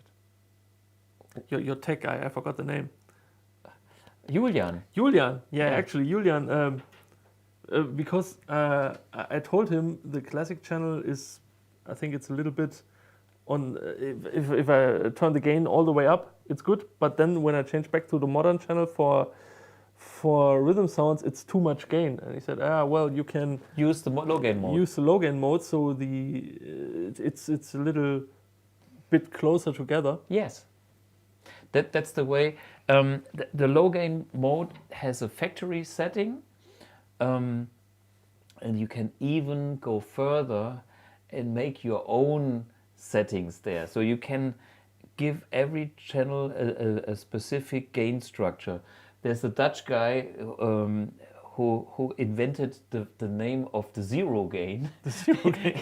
I mean, it's probably nothing for metal, but he puts the gain on the overdrive channels kind of to zero, and then he has the vintage channel as a clean channel. Sounds killer.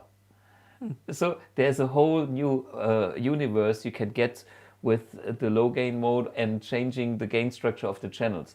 In the way of the Iridium, I think the Iridium is designed as a high gain amp, and so what I've done in the low gain mode, I have nuances to dry it up to make it a bit more woodier, which helps your style in particular, and you can even go and adjust this individually for each channel and program that into the channel. By the way, you can see this on our website when you go to Iridium, for instance, or for Mercury, and there's the expert features. And on the expert features, you click and there's a video and I explain how it's done. It's a bit expert. As the name suggests. Yeah, because I had this in mind, kind of my personal door to make other people happy. If somebody says, yeah, I like your amp, but I want that. Yeah. Yeah, and then okay, come to me. I make the but an okay thing. You can do it yourself too. You can see under expert features on the website. Okay. So, and it will memorize that when you switch it on and off again, unless you go back and make a reset that will erase everything. A factory reset. Yeah, but in the factory reset, the low gain mode is still memorized as the factory settings. So, I mean, if you go back, you can still reactivate it, but not if you have individual settings. Okay. So, okay, anyway, so this is, but of course this can be redone again too. Okay, here Lex Friends, and by the way, Lex is a Dutch gentleman who also helps for the files of the, he says, real guitar speakers move air. Yeah. That's correct. And that's... But monitors move air too, but it's the way they move the air that makes all the difference. Yeah, I do agree. And it's like, I like to ride my push bike, and it's like, if you have a almost flat tire, that's a studio monitor. And if you have enough, tons of air, to give it bounce, yeah. Yeah, bam. And then it drives much easier, you know, and it's more fun. So, you know, so this is the thing about most studio monitors, is they're okay to work for. And by the way, the good old NS10 studio monitors from Yamaha, which are, you know, back from last century, I still own those, and I like them to record guitar because they sound shit for the mix, but they sound good for the guitar. Good for the guitars, yeah. It's more fun to play and record with them. And well, designed for totally different reasons back in... Whatever works best. Yeah, but it works.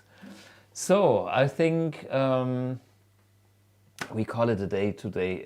This was maybe one of the longer ones. Yeah, I think so. Yeah, thank you, Manni. Thanks for having me. It's always a pleasure.